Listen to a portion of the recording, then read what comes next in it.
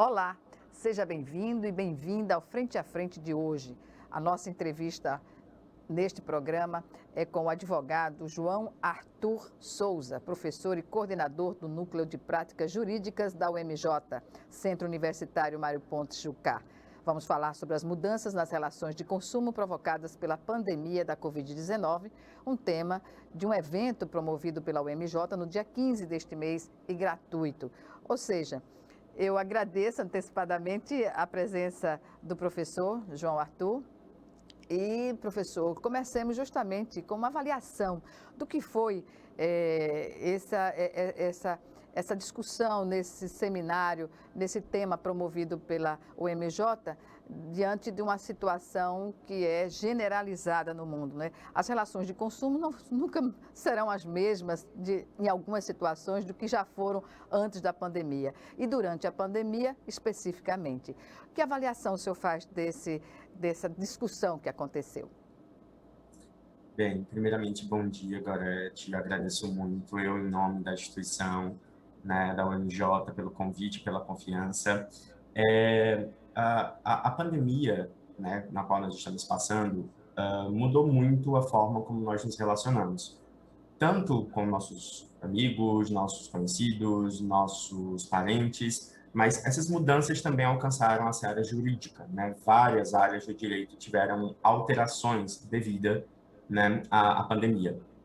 Várias áreas, as relações trabalhistas, as relações administrativas, né, e as relações de consumo não foram diferentes, né? Então, nós tivemos várias alterações nas relações de consumo devido à questão pandêmica. O centro universitário, né, Mário Pontes Jucá, ele está sempre muito relacionado a essa questão da atualidade, né, e observando a necessidade de explicar, de esclarecer algumas dúvidas pertinentes a essas alterações, trouxe a defensora pública, né, Norma Negrão, para, na segunda-feira, falar um pouco para os nossos alunos e todos os outros que quisessem assistir. Inclusive, a live está gravada no YouTube da instituição, sobre essas alterações, sobre as principais alterações que aconteceram e sobre se essas alterações foram ou não positivas, né, se de certa forma cumpriram a meta de proteção do consumidor ou não, né? Então, a gente teve um evento muito rico nessa questão, com uma ótima participação dos alunos e dos telespectadores que estavam nos assistindo, retirando suas dúvidas sobre essas alterações que ocorreram na seara que toca todos nós, né? Porque o direito do consumidor é um direito que realmente toca todos nós, então todos nós, de alguma forma, fomos afetados por essas alterações legislativas. Bem, quanto a essas modificações, onde reside a obrigação e o limite de aceitação por parte do consumidor em linhas gerais? Um, a lei consumerista, ela sempre deu uma vantagem ao consumidor em relação ao fornecedor. Isso porque o consumidor, ele é visto pelo direito como um sujeito vulnerável, né? Então, nós não podemos comparar o poder de um consumidor com o de um fornecedor, principalmente se a gente imagina um fornecedor, uma multinacional, uma grande empresa. Então, normas, né, de direito do consumidor sempre colocaram o consumidor como em uma certa vantagem jurídica, já que todas as outras vantagens estavam com o fornecedor, tentávamos colocar uma certa proteção ao consumidor para que se pudesse equiparar as relações.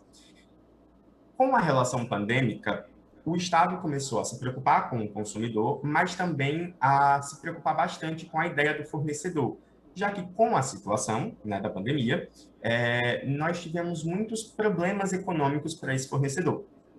Então, o fornecedor, há 2 anos atrás, era visto de uma determinada forma pelo direito, e agora, né, desde 2020, ele começa a ser visto de uma outra forma. É como se o Estado, como se o direito, né, tivesse olhado para o consumidor e visto nele certa vulnerabilidade também. E por isso tentasse proteger ele de alguma forma.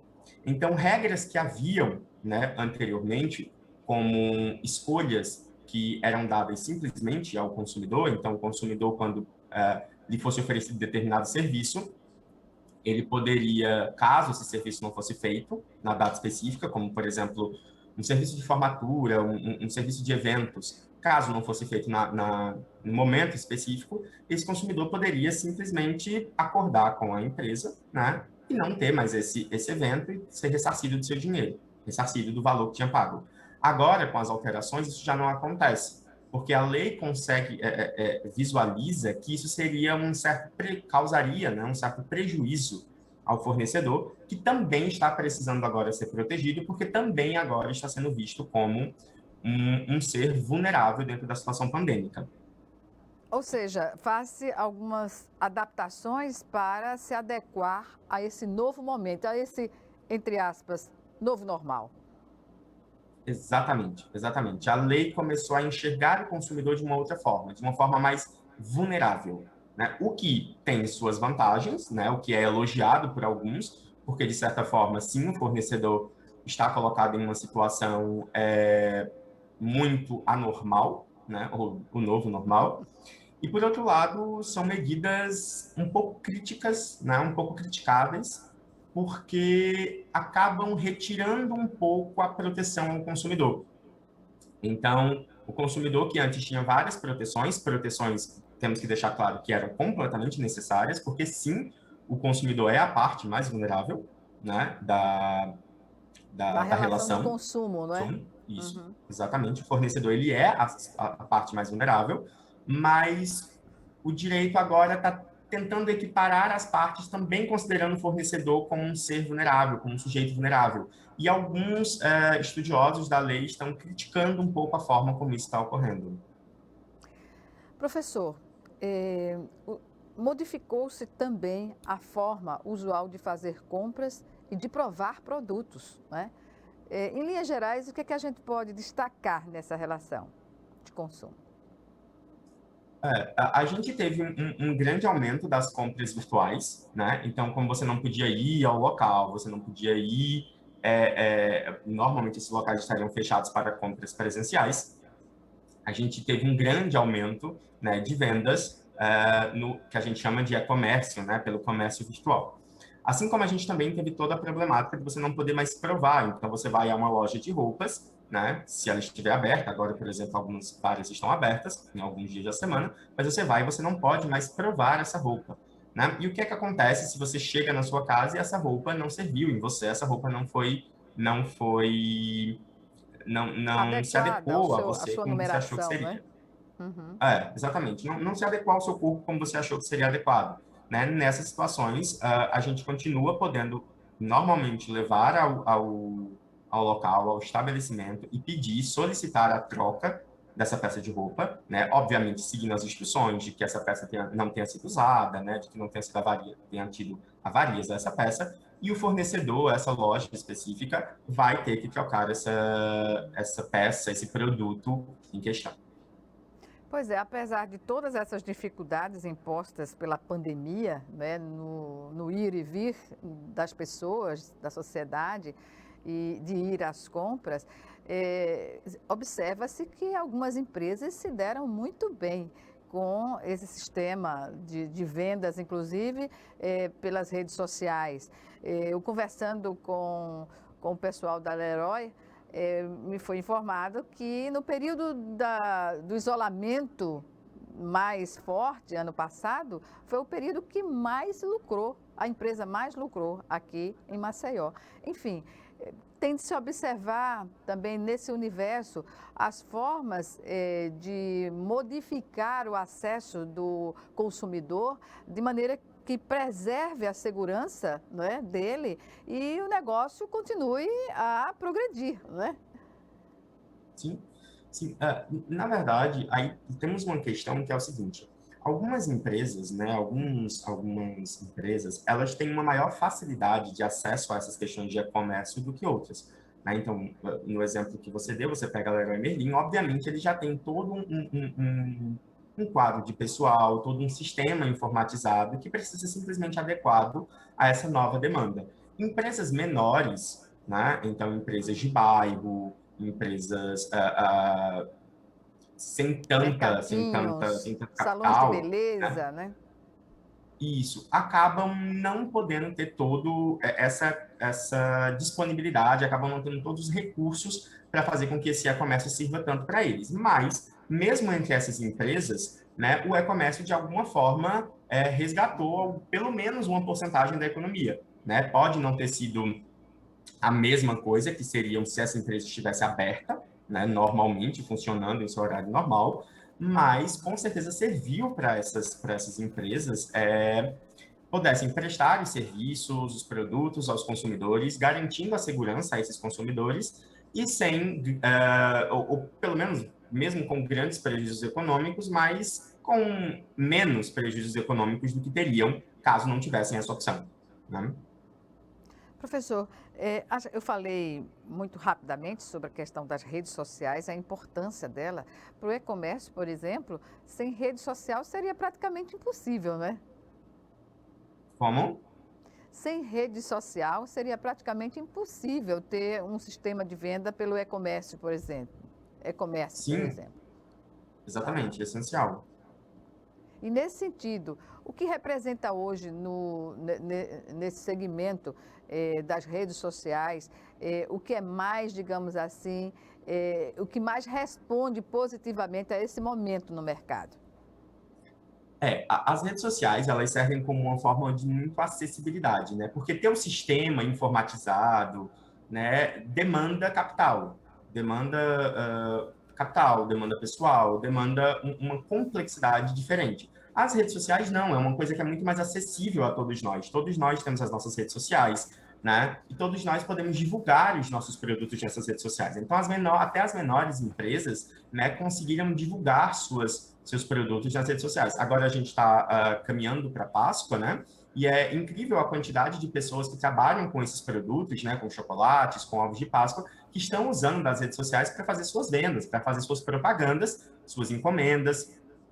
E isso não é só nesse momento pascual, né? A gente está há um ano onde essas redes sociais, né, começaram também a servir como uma rede de geração de vendas, né? Então não é simplesmente uma rede para estabelecer amigos, né, ou estabelecer colegas, pessoas do mesmo interesse, mas também para oferecer produtos, oferecer serviços. A gente tem companhias de viagem, a gente tem pessoas que trabalham com alimentação, né, todas usando dessas redes sociais, e essas redes sociais oferecem a essas empresas certos pacotes de propaganda, né, que acabam atingindo várias outras pessoas que talvez essas empresas nem conseguiriam tocar caso não fossem por essa rede social. De certa forma, a situação pandêmica força essas pessoas a buscar esses novos meios de resolver essa problemática, né? O que faz com que Professor João seja, Arthur, então, pois não. realmente, as redes sociais funcionam de uma forma essencial para que a quebra de renda ou a diminuição de renda aferida por essas empresas não seja tão drástica ou mais drástica do que já está sendo. Né? Mas acessar as redes sociais, a procura de um produto, exige também do consumidor algumas reservas. É sobre esse assunto que a gente vai discutir no início do próximo bloco. Já já a gente está de volta, é 1 minuto só.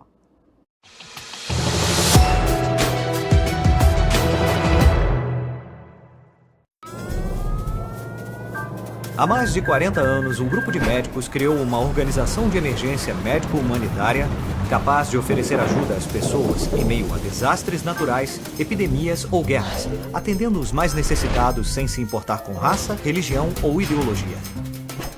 Hoje, Médicos Sem Fronteiras envia equipes totalmente preparadas para responder a emergências por todo o mundo.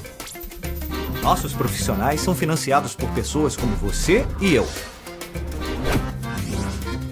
Conheça-nos, participe, apoie, porque juntos chegamos mais longe. Se tem algo que precisamos ficar de olho, é na segurança das nossas crianças e adolescentes. Violência sexual, uso de álcool e drogas, trabalho infantil, situação de rua e desaparecimento de crianças são exemplos do que precisamos prevenir e denunciar. Disque 100 e denuncie qualquer violação dos direitos das crianças e adolescentes. Baixe também o aplicativo Proteja Brasil no seu celular. Respeitar, proteger, garantir. Todos juntos pelos direitos das crianças e adolescentes.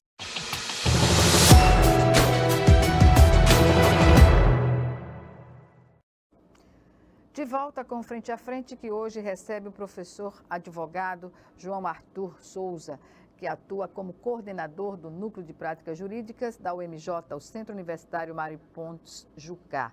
A gente fala sobre as mudanças na relação de consumo com a pandemia da Covid-19.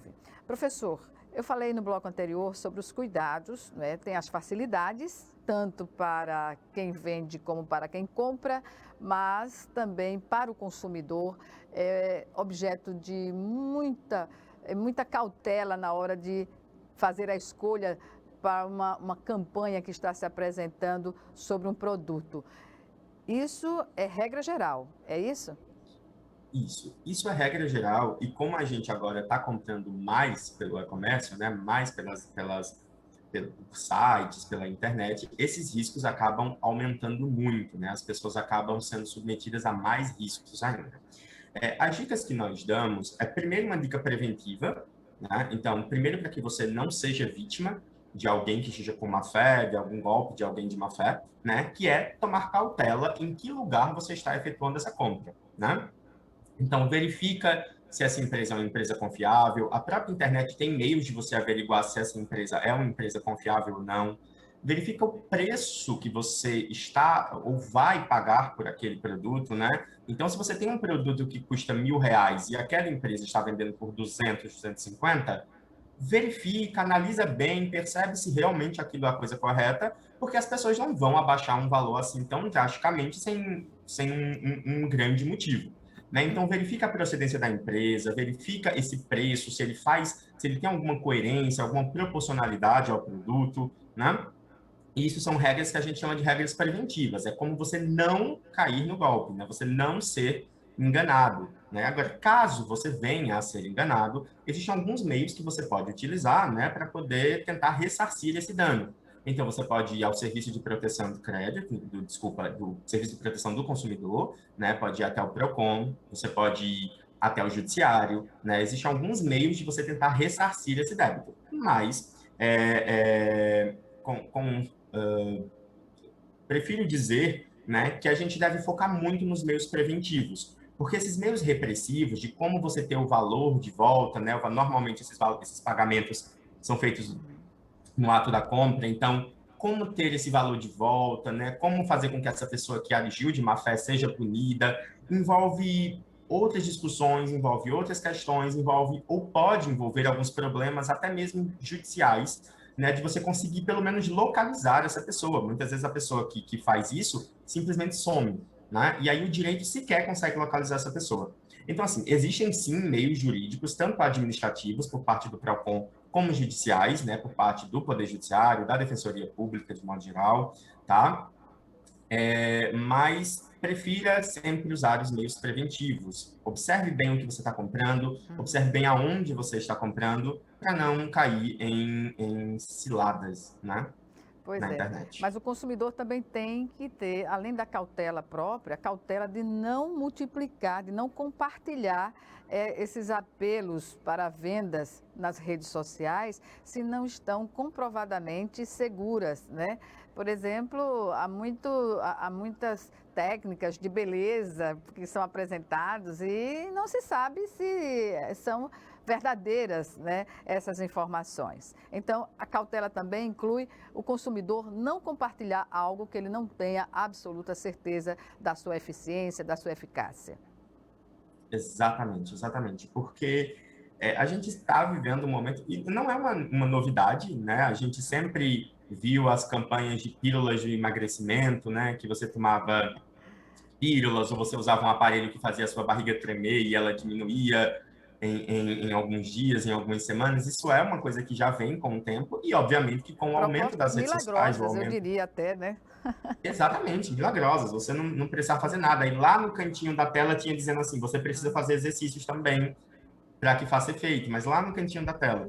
E aí, isso já era uma conduta praticada, né? Agora, com o aumento do poder dessas redes sociais, isso se torna ainda maior, né? Então, isso é um aviso que é dado a todos os consumidores, né? Tomem muito cautela com o produto que você está vendendo, né? Produtos que estão prometendo coisas milagrosas, como emagrecimento milagroso, fortalecer a sua imunidade com uma pílula por dia você fortalece a sua imunidade e está imune, né, de qualquer doença, né? Ou até questões que se tornam até muito mais sérias, né, como questões psicológicas, de tratamento psicológicos que curam você milagrosamente de qualquer problema. É necessário ter muita cautela e verificar que curas milagrosas não existem, né? Os milagres ficam para as questões religiosas, né? Nas questões jurídicas, não vamos mexer com milagres. Verdade. Se alguém está te cobrando para fazer um milagre, não é um milagre. Professor, agora, em relação ao cuidado do corpo ainda, pode-se pedir a suspensão da cobrança, né, das mensalidades nas academias de ginástica? Isso é algo a ser, já existe regra específica ou pode resultar de um entendimento entre o aluno e a academia? Na questão das academias, a gente tem algumas opções para o consumidor, né? Várias academias, né, estão fazendo aulas online, né? Ou pelo menos alguns tipos em que pode ser feito aulas online.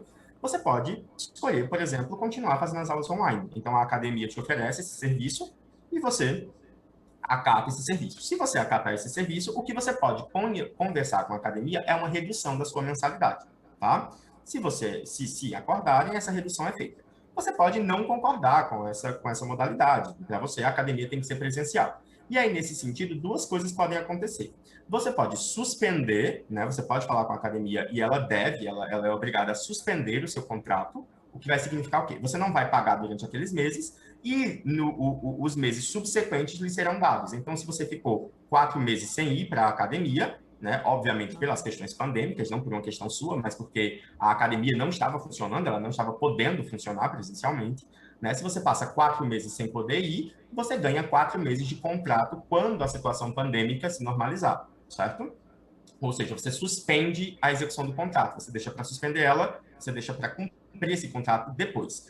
Caso isso também não seja uma coisa que lhe agrade, você pode rescindir o contrato. Então, você diz assim, olha, academia, eu não quero mais rescindir, eu não quero mais esse serviço. E aí, nesse caso, você não vai precisar pagar nenhuma multa pela rescisão do contrato, porque você vai estar rescindindo por um caso fortuito, por uma força maior, por algo que não é culpa sua. Não é da academia também, mas nossa. Agora, professor, quando se trata de escola, né, escola particular, por exemplo, escola de ensino infantil, a gente sabe que em 2020 praticamente não houve aula, né? E as escolas continuaram pagando. Seria necessário, por exemplo, ter que acionar Ministério Público, ter que acionar PROCON para que essa relação de consumo não fosse estabelecido, por exemplo, a suspensão também do pagamento das mensalidades? No meu entendimento, que não é o entendimento jurídico, né, de consumidora, se uma prestação de serviço não está sendo feita, não há continuidade nela, como cobrar a mensalidade desses alunos da escola se eles não estão indo à escola? Aqui nós temos uma situação que pode ser de dois tipos, né? A escola parou todas as atividades e ela não está prestando mais nenhum serviço, e aí não tem muito o que se fazer, porque o serviço não está sendo prestado, logo você não tem que fazer a sua contraprestação pecuniária à escola. Ou a escola continuou com o seu serviço, mas de uma outra forma, de uma forma remota, por exemplo. Então, houve a disponibilidade dos professores para ficar dando aulas ao vivo, né, virtualmente. Perceba que não na modalidade EAD, numa modalidade remota. Então, o professor está lá, ao vivo, naquela hora, na hora da aula, dando a aula, né, falando com os alunos. Ou seja, a aula continua, obviamente, entre muitas aspas, a mesma, né, só que agora de forma remota. Nessa situação, aí nós temos algumas peculiaridades. A gente teve algumas decisões judiciais no ano anterior, reduzindo as mensalidades, né, em uma determinada parcela. Então, as escolas poderiam ou acordar, escolas infantis muitas vezes acordavam com os pais, né, de tipo, ó, a gente vai reduzir em tanto a mensalidade, né, porque ainda a gente vai precisar continuar pagando os nossos professores, vai precisar continuar pagando alguns serviços administrativos nossos, né? A gente vai aumentar a nossa banda de internet, né? Nossa carga de internet. Então, a gente vai ter que pagar a mais por isso. Então, ainda a gente tem certos gastos, ainda a gente vai continuar te cobrando, porque ainda está prestando esse serviço. Agora, a gente pode ou acordar essa redução, né? A gente não vai te cobrar toda a mensalidade, né? A própria escola podia fazer isso, ou no ano passado nós tivemos várias decisões, né? No sentido de realmente mandar, né? Do judiciário mandar a escola reduzir pelo menos em 30% essa mensalidade. Como forma também de proteger esse equilíbrio econômico. Bem, com relação à internet, né, que pode-se dizer que é um serviço essencial, sobretudo nesse período, né, de isolamento, né, social. Acontece um problema, chama, não resolve, ou vai à Anatel, ou vai ao Procon, enfim. Qual é o modus operandi, digamos assim, na relação de consumo com essas empresas de telecomunicações? A gente tem que entender que essas empresas, elas estão muito sobrecarregadas de demandas atualmente, né? Então, às vezes, acontece da gente tentar entrar em contato com essas empresas e elas não nos respondem, né? Então, olha, está tendo um problema aqui com a minha internet, está tendo um problema com a minha rede X, está tendo um problema com uma questão Y, né? Que eu não estou recebendo essa prestação de serviço e pode muitas vezes, né? O ideal é sempre que a gente tente conversar com a empresa para resolver de forma acordada entre ambas como resolver esse problema, né? Caso a empresa não esteja se comunicando com você, não respondendo a você, né? Ou respondendo de forma insatisfatória, respondendo de formas ilegais, respondendo de formas não contratuadas, né? Você pode sim procurar o Serviço de Proteção do Consumidor, o PROCON, né? Ou você pode ir direto para o Judiciário, né? O Judiciário tem alguns meios de você ingressar, mesmo sem advogado, né? Por meio de juizados especiais, você pode ingressar com essas ações. O PROCON, né, que é uma coisa mais acessível, acho que para muitos, você vai ao PROCON, você faz a sua queixa ao PROCON, o PROCON mesmo ingressa com o processo administrativo. As agências reguladoras, né, como a Anatel é uma delas, eles mesmos têm uma forma de resolver esses problemas e ajudar o consumidor nessa resolução de problemas. Então, se você liga para a Anatel, né, reclamando de uma empresa X, de uma empresa Y, a Anatel mesmo vai resolver com essa empresa, né? Então, às vezes é uma coisa que a gente não sabe muito, né? A gente acha que a gente só consegue resolver PROCON, a gente só consegue resolver judicializando a demanda, mas as agências reguladoras, né? A Anatel é uma delas, a Agência Nacional de Telecomunicações, se você liga para ela, uma das competências dela é tentar resolver os problemas que os seus consumidores os consumidores de determinado serviço estão passando. Então, você pode ligar para elas e ela mesmo vai tentar lá resolver com a empresa fornecedora. Bem, a certeza de que se existe uma falha na prestação de serviço, a empresa não pode cobrar pelo conserto, né, desse problema, né? Sim, exatamente. Se há um problema que não foi seu e que leva a essa questão, a empresa deve reparar esse problema sem custo seu, porque não tem custo sem seu. Nenhum custo para o consumidor. Exatamente. Professor, dentro desse universo, qual é o segmento hoje que enfrenta maiores dificuldades nessa relação de consumo com o consumidor?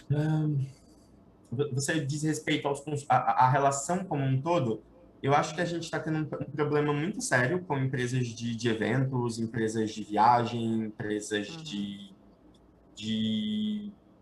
pacotes de viagem, de eventos, de show, casas de show, né? São eventos em geral, não é? Eventos em geral. Bem, a gente vai aproveitar então que o senhor já deu a dica de quais segmentos estão mais, digamos assim, no enfrentamento dessas dificuldades na relação de consumo. A gente vai chamar o nosso segundo e último intervalo e já a gente está de volta para retomar essa discussão. Até já.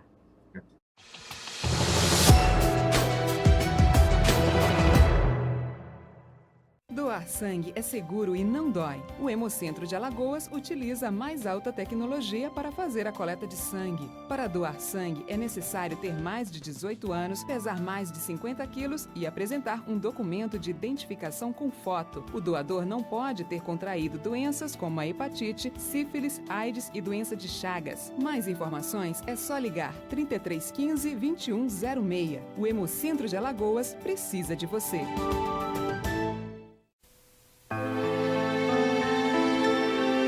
A cada 2 minutos, 5 mulheres são agredidas no Brasil.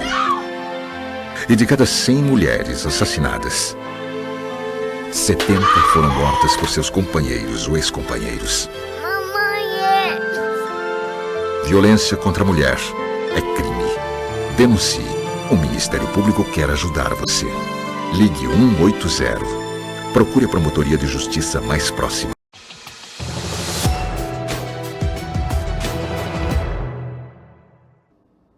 volta para o último bloco do Frente a Frente, para a nossa entrevista, melhor dizendo, com o advogado João Arthur Souza. Ele que é professor e coordenador do Núcleo de Práticas Jurídicas da UMJ, Centro Universitário Mário Pontes Jucá, e nos fala sobre as mudanças nas relações de consumo provocadas pela pandemia da Covid-19. Professor, bem, vamos entender que há um cancelamento, né, de eventos como shows, cinemas, teatros e viagens. Quais são os direitos do consumidor mais elementares nessa relação de consumo? Pois é, aí é que mora o ponto mais controverso dessas alterações legislativas. Porque o que acontece? Quando a situação pandêmica se instaurou, nós tivemos a promulgação de uma medida provisória que dizia o seguinte: vamos imaginar que você tem um evento, você tinha um evento para ser feito. Caso esse evento não pudesse mais ser feito pela questão pandêmica, né, lhe era dado 3 opções. Ou você remarcava o evento, né, para um outro momento, ou você recebia um crédito, então a empresa te dava um crédito para você usar em algum outro produto ou serviço dessa empresa, tá? Ou você acordava com essa empresa uma outra forma e poderia ser, inclusive, a rescisão com a devolução do dinheiro, tá? Com a devolução do valor que você pagou previamente. Depois que essa medida provisória virou lei, né, a Lei 14.406 de 2020, nós tivemos uma retirada dessa possibilidade de acordo. Então, hoje em dia, o que é que vai acontecer? Se um evento não pôde acontecer, né, por causa das questões pandêmicas, primeira coisa é que você vai tentar fazer uma remarcação. Então, essa empresa vai ter que remarcar, tá, para você em um outro momento. Essa remarcação vai acontecer em até 18 meses depois do fim da situação pandêmica. Então, não é 18 meses do momento em que foi feito a remarcação. É 18 meses depois do que a situação pandêmica, a situação de calamidade pública que a gente está vivendo, acabar. Cessar, que nós, infelizmente, não sabemos quando vai acontecer, certo? Caso essa empresa não possa remarcar, ela vai te oferecer esse crédito para que você use em outro serviço dela, certo? Em outro produto, em outro serviço dela mesma. Aí é que tá. Caso ela não ofereça nem a remarcação e nem o crédito, aí é que você poderia pedir o ressarcimento desse valor. Só que o ressarcimento desse valor só vai ser entregue a você 12 meses depois, o prazo máximo, 12 meses depois do fim da situação pandêmica, né? O que significa que essa alteração legal trouxe um certo prejuízo ao consumidor, porque o consumidor agora ou remarca, né, ou ele recebe o crédito, porque para receber o valor de volta, para ser restituído de volta, vai demorar um pouquinho, né? Até um ano depois do fim da situação pandêmica. Como? Perdão, interrompê-lo. Isso vale também para hospedagens, né? Em hotéis. Para hospedagens também. Para todas as questões de evento, tá? Para todas as questões de evento, a gente vai ter esse mesmo prazo para poder ser feito. Aí, o que é que acontece? Se não for mais interessante para você, nem a remarcação do evento, né? Ou seja, o evento foi cancelado, não foi remarcado. Não tem como te dar um outro crédito, porque a empresa não tem como te dar um outro produto, um outro serviço, aí ela vai te entregar esse valor, certo? Agora, caso caso possa ter a ver essa remarcação ou esse crédito, aí vai ter que ser um dos dois. Ou seja, para o consumidor, a restituição do valor só acontece caso o fornecedor não possa fazer uma dessas duas coisas, remarcar ou entregar o crédito, o que é contraditório em relação à legislação anterior, porque na legislação anterior, o consumidor poderia já de cara falar com a empresa e dizer: não quero mais, devolva meu valor, né? Devolva o dinheiro pago antecipadamente. Mas, como eu disse, para tentar também proteger os fornecedores, criou-se essa alteração aí. Uhum. Professor, falemos agora sobre serviços essenciais, né? Telefonia, enfim, a gente já falou, mas a maioria, não digo a maioria, posso até dizer que a maioria de empregados ou mesmo pessoas que agem na informalidade, que têm a conta de água, luz e energia aí ameaçadas de não serem pagas por falta de condições financeiras, o que assegura ao consumidor nessas condições de desemprego, por exemplo? Pois é. Infelizmente, a gente está numa situação muito delicada para esses consumidores. Eles estão numa situação muito delicada de vulnerabilidade econômica. No ano passado, quando a situação pandêmica realmente se tornou algo declarado e começou-se toda uma preocupação jurídica sobre isso, o Estado garantiu alguns direitos, algumas prorrogações de prazo. Então, você poderia passar tantos meses sem pagar a energia elétrica, por exemplo, e ela não seria cortada da sua residência, né? O fornecimento da energia elétrica não seria suspenso da sua residência, mesmo que você passasse por isso. Atualmente, nós estamos tendo um problema muito sério, porque esse consumidor está sem essa proteção. Então, ele vai precisar, mesmo com todas as problemáticas que ele está tendo de não ter emprego, quando tem emprego, muitas vezes esse emprego informal teve uma queda muito brusca na renda, mas, infelizmente, o consumidor ainda vai ter que arcar com essas demandas para continuar acessando esses serviços essenciais, porque é um sério problema, né? Ao meu ver, realmente deveria haver uma proteção maior do fornecedor, do consumidor nesse sentido, de poder prover suas atividades essenciais, como água, luz, internet, por exemplo. Professor, outra situação muito grave, né, é em relação a planos de saúde, né, que Sim. tem normalmente 2 aumentos anuais, um que é dado pelo índice, e aí como é a composição desse aumento, muitas vezes o plano de saúde não traz no seu boleto, né? Há planos de saúde que há uns 5 anos fazia isso, e deixou de fazer. A composição dos aumentos que são dados por idade e pela taxa anual estabelecida, um referencial percentual pelo governo federal, pelos instrumentos que se tem, né, os indexadores. Portanto, como o consumidor pode digamos assim, se defender de uma situação como essa e preservar seu plano de saúde? Novamente, uma outra falha que está se passando então, no ano de 2021. Em 2020, houve uma medida feita pelo Poder Judiciário, né, que proibiu reajustes. Então, em 2020, de abril a dezembro de 2020, por exemplo, se você fizesse aniversário nesse dia, e a gente sabe que no plano de saúde existe uma mudança de faixa etária, né? Então, existe aumentos do valor pela mudança de faixa etária. Se você fosse fazer esse aumento de faixa etária entre abril e dezembro de 2020, né, não haveria esse aumento, tá? Essa atualização não seria feita. Também não seria feito o aumento anual que acontece. Então, a gente tem 2 aumentos. O aumento anual, que acontece todos os anos, e o aumento feito pela mudança de faixa etária. No ano passado, pelo menos de abril em diante, nenhum desses 2 aumentos poderiam ser feitos. Ou melhor, não é que eles não poderiam ser feitos, eles não poderiam ser feitos no ano passado. Então, eles poderiam ser cobrados no outro ano. E estão sendo cobrados agora em 2021. A partir de então, janeiro, a gente tem... né? Já. Exatamente. Já a gente tem uma partir de situação janeiro, muito complicada, ou seja, porque...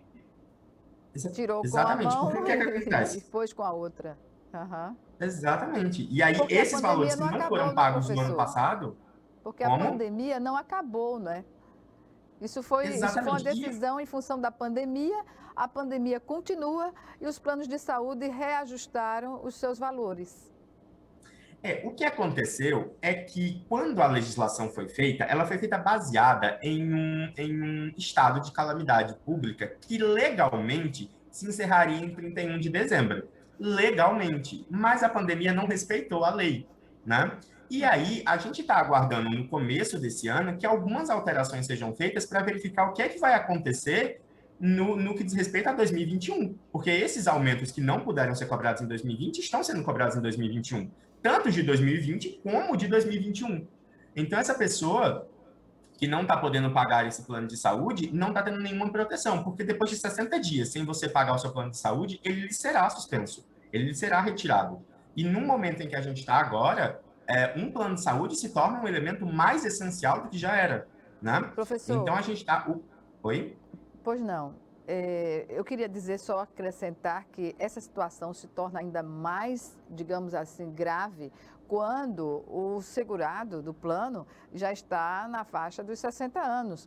Né? Dos 60 anos que a mensalidade já obteve um aumento, mas tem um limite, que muita gente não sabe, que há um limite. E tem o Estatuto do Idoso e tem a condição de, a partir de 60, não se dá mais os 2 aumentos, inclusive permanece o aumento anual, mas o por faixa etária, ele deixa de existir, né? Exatamente. E você percebe que é um direito que não veio da legislação pandêmica, da legislação derivada da pandemia, né? Então, a gente está com uma falha muito séria no que diz respeito a alguns momentos, em alguns pontos jurídicos. O plano de saúde, ao meu ver, é um dos momentos é uma das facetas mais complicadas para as pessoas. Inclusive, no evento da segunda-feira, a doutora Norma trouxe um gráfico dado pela própria ANS, a Agência Nacional de Saúde, explicando que os planos de saúde tiveram muito lucro no ano passado. Então, não houve queda do lucro dos planos de saúde. Né? Exatamente, o faturamento dos planos de saúde continuou muito bem lá. Em alguns momentos até cresceu. Então, a gente tem que ver uma resposta legal a esse plano de saúde. O plano de saúde não pode ser visto como um fornecedor qualquer, né, que precisa dessa proteção. A gente precisa, na relação com o plano de saúde, o consumidor realmente é a parte mais fraca e você não tem como tentar fazer uma equiparação nesse sentido. Então, a gente precisa, a legislação precisa entender que a situação pandêmica não acabou. Pelo contrário, nós estamos indo agora, né, para um agravamento da situação pandêmica. Então, a gente precisa de meios de proteção que, pelo menos, nos entreguem as mesmas proteções que tínhamos ano passado. Se não melhorar, pelo menos manter as do ano passado. O que nós não podemos é voltar ao zero. Observa-se abusos de preços e qualidade dos serviços funerários, porque em meio à pandemia e à doença, ainda há quem ache que tenha que lucrar e muito com a morte das pessoas, né? Isso, na verdade, é uma situação que, desde o início da pandemia, a gente vê superfaturamento em vários itens. A gente deve lembrar que, quando a pandemia estourou, o álcool em gel foi a preços absurdos, né? Então, a gente tinha... É incrível como, realmente, infelizmente, algumas pessoas utilizam desse momento, né, para superfaturar determinados serviços, como serviços funerários, né, superfaturar determinados produtos, né, para poder lucrar sobre isso. Sempre que um consumidor verificar que esse superfaturamento está acontecendo, sempre que um consumidor verificar que os preços que estão sendo cobrados estão completamente desproporcionais ao produto ou ao serviço que está sendo oferecido, ele deve procurar o PROCON, tá? Para poder questionar isso. Deve chegar ao PROCON e dizer: PROCON, está havendo um superfaturamento em determinado produto, em determinado serviço, feito pela empresa X.